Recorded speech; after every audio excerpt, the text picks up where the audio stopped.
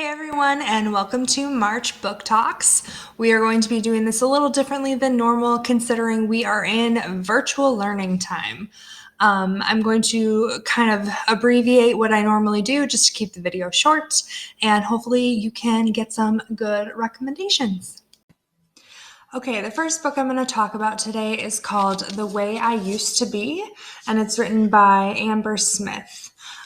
This book was gifted to me for Christmas this past year by a former student of mine, and I love this student so much. And she, her inscription says, "I wanted to give you one of my favorite books since you always shared yours with me." So not only was this the first book that I've ever received from a student, but it was so good and so hard to read. So the description is over here if you want to just pause and take a read. So the reasons that I love this book are because it was so honest, and it depicts Eden's experience with rape, and her brother's best friend is the one to kind of put her in this circumstance. So that the beginning of the book is really hard to read for that reason. But then it starts to go into the aftermath of her experience, and you get to know like what she does in her free time and her life. So it's interesting to see Eden sort of shut down from that point and become really apathetic about pretty much everything in her life. And she starts to sort of lose connection with the friends she has. She's just really, really lost. And as the book progresses, you see her try to find herself and like try to feel things. But she goes about doing that in a very destructive way. So you do see Eden's growth over the course of the book, but it's really hard to watch as a reader. And knowing my student population is very similar in age to Eden, and thinking about those kids going through something like this is just heartbreaking. My sister is also 15, and so thinking about her going through something like this was really hard for me to read about. But again, a really important book, super hard to stomach, but important. So another incredible thing that happened as a result of me reading this book is that I got to kind of connect with the author a little bit. I post about everything that I read on my Instagram account and tag the author. And so she ended up seeing it, and she made a comment initially just saying like it was so cool that a student had given it to me, and she was grateful that I had read it and talked to my kids about it or whatever. But probably a couple weeks later, she ended up reposting my post, and she did it in honor of the Me Too movement, and there was something going on that day, and she wanted to kind of use my photo to represent what she felt her book was all about, and like why she wanted it to reach the audience it did.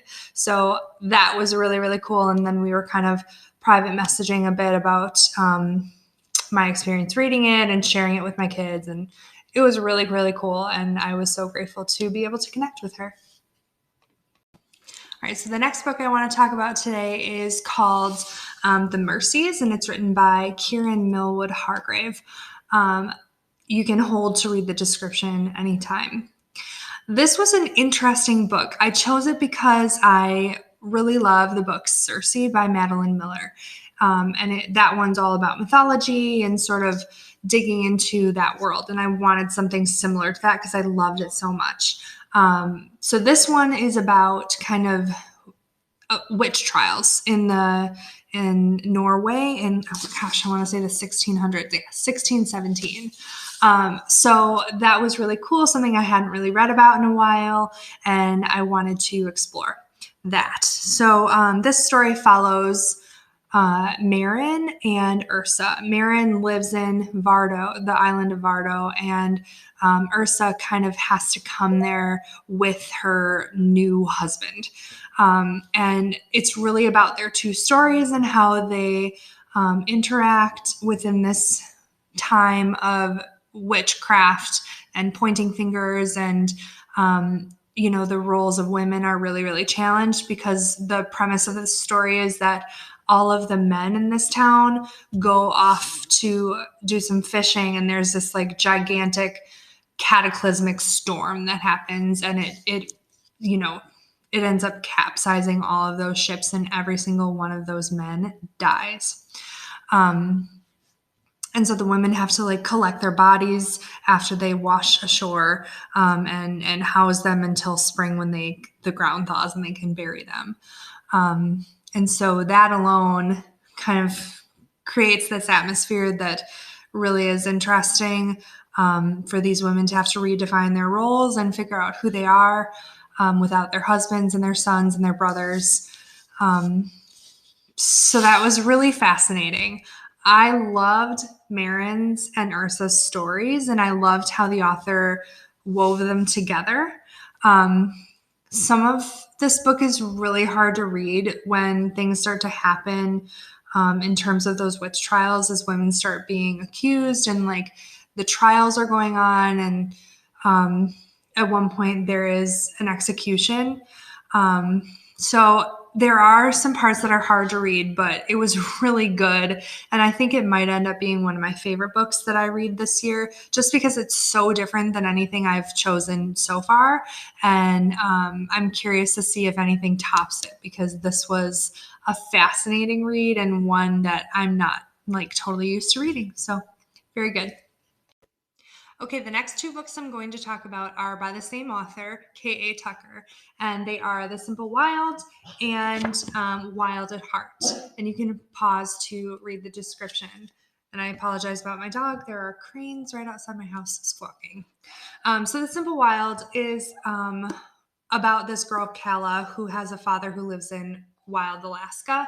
And she learns that he is ill, and she ends up going to Alaska to stay with him for a while, because they've been sort of estranged for years.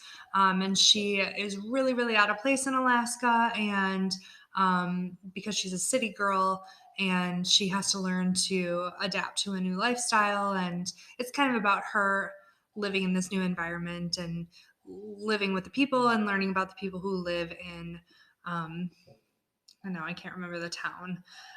But anyway, in this remote Alaskan town. So her dad owns a flight charter company, and one of the people who works there is named Jonah, and he's around Kala's age.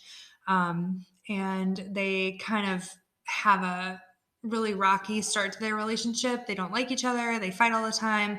And then as the book goes on, they kind of develop a romance. I really, really love The Simple Wild when I read it last year, because it's not just about the romance. It's very much about the people who live in this town, and what that lifestyle is like, and how the planes are really used to deliver supplies to people who are in need in these remote Alaskan villages. It's a fascinating book in terms of learning about what living in the Alaska wild is like. So I love the characters in this book. I love the story. The romance was fine. I'm not really like a romance and literature person, but this was one that I could handle and like tolerate. And so for that, I think it's very well done. Wild at Heart is the one that I just finished reading a couple weeks ago, and this is the continuation of Kala and Jonah's story, as they try to figure out their life together in Alaska, and try to like compromise about what they want and where they live, and their jobs and things like that. So I liked this book a lot. In the beginning, I was kind of annoyed, because I don't know, like I was kind of done with Kala and Jonah. But again, K.A. Tucker brings in a cast of secondary characters that totally stole my heart, and made me want to go to this fictional town. I want to say it's called like Trappers Point or something like that. But anyway, it was so lovely. One of the characters is a huge curmudgeon, but his character arc and his story arc kind of really are heartwarming by the end. And I ended up falling in love with all of the characters in this book just as much or more as I did in The Simple Wild. So this author is really, really good at kind of creating a fictional world that's very realistic that you can kind of sink into. And I don't know, I think I mentioned in my Instagram post for this one that I always end up falling in love with the secondary characters more than I do with the main characters, Kala and Jonah. So I think for that, K.A. Tucker is a really unique author, and I don't think all authors succeed at that. So highly recommend this if you want kind of a realistic romance about a very small town in Alaska. All right, so the last book that I finished in the month of March so far is called Dear Edward. It's by Anne Napolitano. This was the student book club selection for March, so we won't be at school when we're supposed to meet, so we'll have to figure out how we do that meeting. But anyway, this book is about this kid, Edward, who is about 12 years old, and he and his family are on a flight to, I believe, Los Angeles, where they are moving.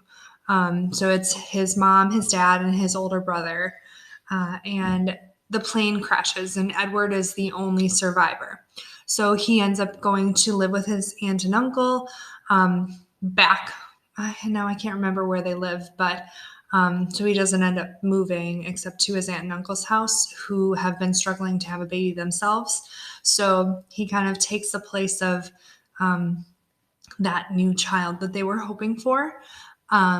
He really, really struggles as he tries to navigate living without his family. He ends up befriending this girl, and now I'm not going to remember her name. Her name is Shay, who lives across the street. Her mother's name is Besa, and those two characters end up being my favorite in the book. Besa and Shay display such an unconditional love for Edward, and it's kind of like a no questions asked thing. He really struggles to sleep in his new house at his aunt and uncle's house. And so when he meets Shay, he just like automatically connects with her, and he ends up going and like sleeping at her house every night. He feels comfortable in the presence of another kid his age. And Besa, Shay's mother, is just so loving and welcoming to Edward, and I love that about her. It's just like she understands what this kid has gone through, and she's not going to raise a fuss about like a boy and a girl sleeping in a room together when they're 12, because she knows that his major hurdle right now is just healing. So you kind of get to know the characters on the plane. You kind of hear their stories before it crashes. So like what the goings on of the plane are from takeoff until the time that they crash. And then you also sort of get that flash forward of what Edward's life is post plane crash and his growth and his journey, which is just so gorgeously written throughout the whole thing. So I really, really loved this book. It surprised me. I didn't think I was going to like it as much as I did. And I would highly recommend it. And I just loved the way that the author handled Edward's journey with such grace and respect for someone who's gone through something so tragic. So I highly recommend this one if you are interested in something realistic and just really well written. Okay, the last book I'm going to mention today is what I'm currently reading, which is called When We Were Vikings, and it's written by a man named Andrew David MacDonald. You can pause to read the description. And I found this book just because I was looking for something for the student book club. They didn't end up selecting this book for March, and I'm a little glad they didn't because it's got a lot of swearing in it. But this is a really interesting book. It's told from the perspective of Zelda, who is, I believe she's 21. She's 21, and she's on the autism spectrum, but it's not really specified what her specific disability is. You just kind of learn about her through the things that she says and the way that she thinks and her actions so far in the book. So I'm almost halfway through it, and it's about her life. She lives with her brother, Gert, and Gert is kind of going to college. He's trying to make ends meet because their mother passed away a bit ago. I'm not sure how long. And Their dad is sort of out of the picture. They were living with their uncle Richard for a little bit, but that was not a good situation. He seemed to be sort of an alcoholic and maybe a little bit abusive in some ways. So they're no longer living with him. Zelda has a boyfriend named Marksy, who is also on the spectrum.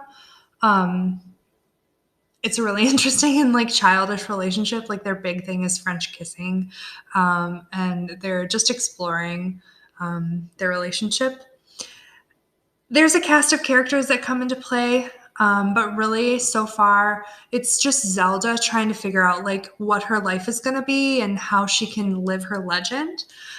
She decides that she needs like a weapon and she needs like a fair maiden, and she ends up calling Marksy, her boyfriend, her fair maiden. Anyway, it's interesting, it's different, and I was totally pulled in by the premise of this story, and I'm very curious to see where it goes. So I will let you know in the April book talks. One more thing, I totally forgot that I also read The Miraculous Journey of Edward Tulane by Kate DiCamillo. Camille? I'm not sure. It was recommended to me by a coworker at Arrowhead, and she thought I would love it. It's about this little rabbit stuffed animal China doll thing that kind of gets lost and has a number of different owners throughout its life before it makes its way back to its original little girl. It was cute. I enjoyed it. For children's literature, I thought it was really nice. Probably will end up sharing it with my daughter Nora at some point. But yeah, it was cute. So yeah. Thank you so much for tuning in to March Book Talks, and I will see you in April.